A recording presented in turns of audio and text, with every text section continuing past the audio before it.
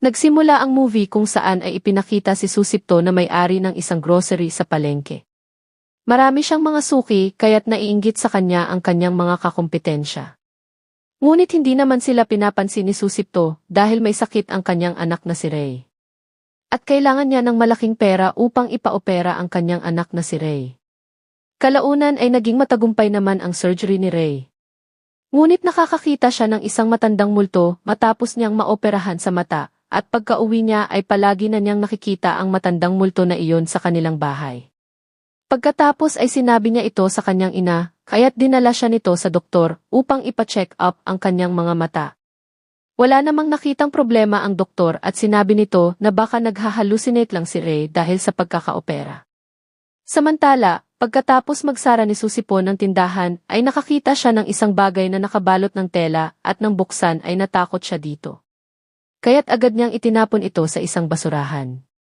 Pagka-uwi ay biglang sumakit ang kanyang balikat at biglang nagsisigaw si RD nang makita siya nito. At nakita pala ni Ray ang isang nakakakilabot na babae na nakapasan sa balikat ng kanyang ama. Hindi ito nakikita nila Susipto at Marnie kaya't agad na sinabi ito ni RD sa kanila. Pagkatapos ay tinawag ni Susipto si Rustam na isang espiritista na may kaalaman tungkol dito. Sinabi ni Restom na ang babaeng nakapasan sa kanya ay galing sa palengke at isang barang ang ginawa nila dito. Tinanong siya ni Susipto kung bakit may kakayahan si Ray na makita ang mga ito dahil nabuksan ang kanyang pangatlong mata matapos niyang maoperahan sa mata. Kaya't ang dahil dito ay nakikita na niya ang mga kakaibang mga nilalang. Nalungkot si Susipto dahil ayaw niyang magdanas ng ganito si Ray. Sinabi ni Restom na hindi ko kayang isara ang kanyang pangatlong mata, pero makakaya kong gawin na makikita lang niya ang espiritu na gustong magpakita sa kanya. Agad na pumayag si Susipto, pagkatapos ay isinagawa na ni Restom ang isang dasal para kay Ray. At sinabi niya kay Susipto na huwag mo nang papupuntahin ang anak mo sa palengke. Ngunit bakit nga ba niya sinabi ito? At malalaman din natin yan maya-maya. Pagkaraan ng 13 years, ay makikita nating lumaki na si Ray at namumuhay siyang masaya, kasama ang kanyang pamilya, at wala namang masamang nangyari sa kanila. At ngayong araw ang huling araw ng bayaran nila sa eskwelahan, ngunit hindi siya nabigyan ng pambayad ni Susipto, kaya't sinabi ng kanyang ina na kuhanin mo ang pambayad mo sa iyong ama sa palengke. Hindi na nakakibo si Ray dahil alam niya na pinagbawalan siya noon na pumunta sa palengke. At pagkadating niya sa palengke ay nakakita siya ng mga multo doon. At dahil sa takot ay nabunggo niya ang isang lalaki kaya't sinigawan siya nito at laking pagtataka niya kung bakit tila galit na galit ito sa kanya. Pagkatapos ay sinabi ng isang babae doon na huwag mo na lang siyang pansinin dahil kamamatay lang ng anak niya. At pagpunta niya sa tindahan ng kanyang ama ay narinig niya na sinabi ng kanyang tito na huwag kang masyadong gahaman basta't gawin mo lang kung ano ang ginagawa mo. Kaya't alam ni Ray na may ginawang mali ang kanyang ama at nakita niyang galit na umalis ang kanyang tito. Pagkatapos ay umalis na siya pagkabigay ng pera ng kanyang ama. Kinagabihan ng magsara ay nakakita na naman si Susipto ng isang bagay na nakabalot ng itim na tela. Binuksan niya ulit ito at nakita niya ang mga bagay na ginagamit na pangkulam. Pagkatapos ay nakarinig siya ng mga nakakatakot na mga boses ng mga demonyo na papalapit sa kanya. Kaya't bigla siyang sumigaw at sinabing lumabas ka at hindi ako natatakot sa'yo. At pagsakay niya sa kanyang kotse ay ginulo siya ng mga ito. Pagka-uwi ay sinabi ni Marnie na may sakit ka ba? At pagkasabi niya na pagod lang ako ay agad na siyang natulog sa kama. At sa panaginip ay nakakita siya ng isang matandang babae na nagsasabi na tapos na ang kulam ng 7 Osins at darating na ang demonyong si Swangi na tinawag ko upang wasakin si Susipto at ang kanyang pamilya. At pagkatapos ay inilagay na ng mangkukulam ang demonyo kay Susipto at makikitang nagkabalubaluktot ang kanyang katawan. Kaya't nagsisigaw siya sa sobrang sakit. At totoo palang nangyayari ito sa kanya dahil pati mismo si Ray ay naririnig ang kanyang malakas na pagsigaw. Ngunit nang puntahan ito ni Ray ay nakita niyang natutulog lang ang kanyang ama. Kinaumagahan ay makikitang naging normal naman ang lahat at habang kumakain sila ay biglang sumuka ng dugo si Susipto sa lamesa. At nang dalhin nila si Susipto sa ospital, ay wala namang nakitang kahit ano ang doktor. At sa bahay ay sinabi ng isa niyang tauhan na kinulam siya, kaya siya nagkakaganon. Ngunit hindi naman naniniwala si Susipto. At dahil may sakit siya, kaya't si Marley na lang muna ang magbabantay sa kanilang grocery store. Isang araw sa kanilang bahay ay biglang nakaramdam ng kakaiba ang bunsong kapatid nila Ray. At paglabas ay nakita din niya ang isang bagay na nakabalot ng itim na tela na nakita din ng kanyang ama. At pagbukas nito ay bigla din siyang nakarinig ng tila boses ng mga demonyo, aya't agad siyang nagtatakbo sa loob. Kinagabihan ay nilagnat si Arif. Pagkatapos ay nakarinig ng mga boses si Ray sa kwarto ni Susipto at nakita niya na hirap na tila may sumasakal sa kanyang ama. Hindi nakikita ni Ray kung sino ang gumagawa nito at pagkatapos ay dinala na nila si Susipto sa ospital at sinabi sa kanila ng doktor na nakumatos si Susipto. At nang mamatay ng dahil sa kulam si Arif, ay nagalit si Ray sa kanyang tito dahil inakala niya na ito ang kumulam sa kanyang ama at bunsong kapatid ng dahil sa inggit sa kanila. Pagkatapos ay si Marne na ang nag-alaga kay Susipto at si Ray naman ang nagbantay sa kanilang tindahan sa palengke. At doon ay nagulat siya dahil wala nang bumibili sa kanilang tindahan at mas lalo siyang nalungkot nang magpaalam na din sa kanya ang kanilang mga tauhan. Kinagabihan ng magsasara na siya ay may bumili sa kanya ng bigas at laking takot niya dahil isa pala itong babaeng demonyo. At galit na galit itong sinabi na dahil sa iyo ay namatay ako.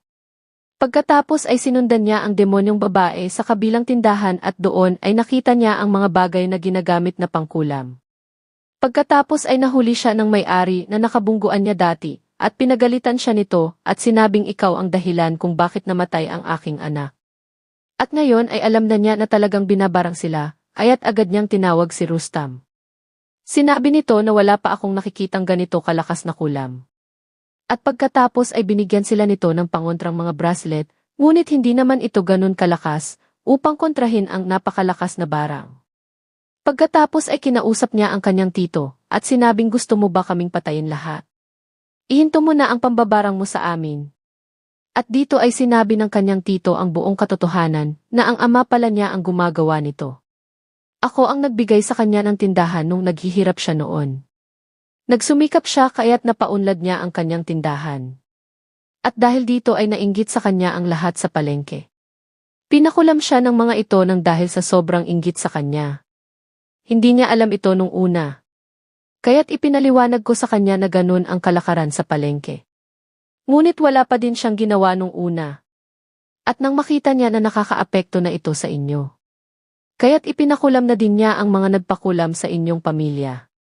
Huminto na ang kanyang mga kaaway kaya't gumanda na ulit ang kanyang negosyo, pero ipinakulam niya ulit ang huli niyang kaaway upang magsara na ang tindahan nito. At sa halip na si Sisok ay ang anak na babae nito ang namatay sa kulam.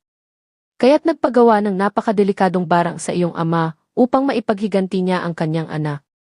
At sobrang nag-alala si Ray na malaman niya ito. Samantala ay pumasok ang isang nag-aapoy na pangkulam sa kanilang bahay at binuksan ito ni Marnie, kaya't bigla siyang nagkasakit. Pagka-uwi ay nakita ito ni Ray kaya't tinawag niya si Rustam. Sinabi ni Rustam na ito ay ang kulam ng 7 Usins. Huwag na huwag mong hahawakan ito, at kaya naman buhay ka pa hanggang ngayon, ay dahil hindi ka pa nakakapagbukas nito. At dahil binuksan ito ng iyong ina ay mamamatay din siya kagaya ng bunso mong kapatid na nakapagbukas nito. At ang kadahilan ng kumatos ang iyong ama hanggang ngayon ay dahil nabuksan din niya ito. At umalis na si Rustam matapos sabihin na dadalhin ko ito upang makahanap ako ng solusyon. Pagkatapos ay may dumating na diablo sa kanilang bahay na nag-anyong isang uwak at makikitang mailumabas na barbed wire kasama ang bitukan ni Marley.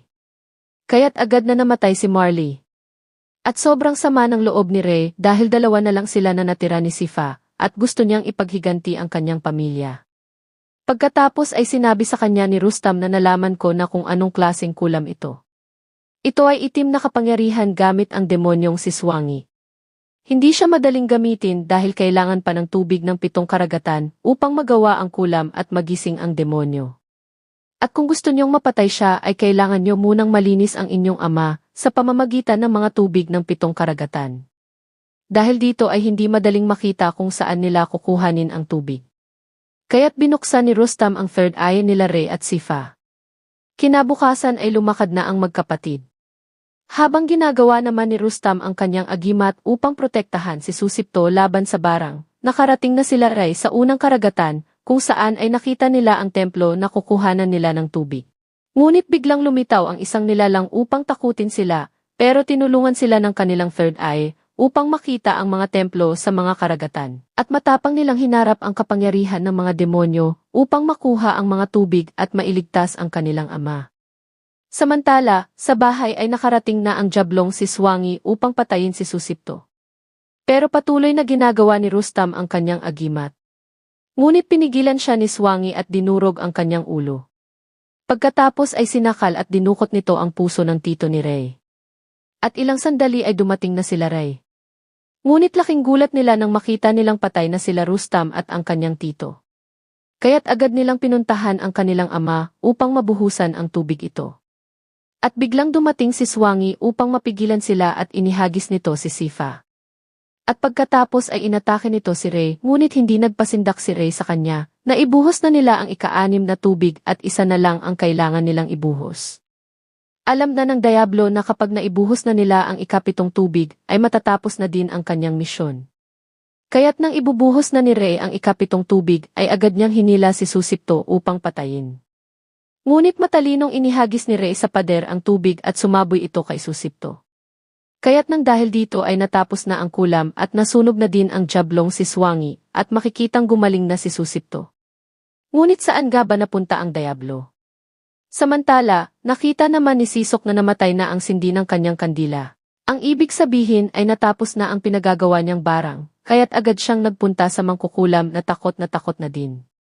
Sinabi niya kay Sisok na kapag hindi natapos ng demonyo ang kanyang misyon, ay babalikan niya ang nagpabangon sa kanya at hindi siya magpapahinga hanggat hindi siya nakakapatay at pupunta siya dito upang patayin niya tayo.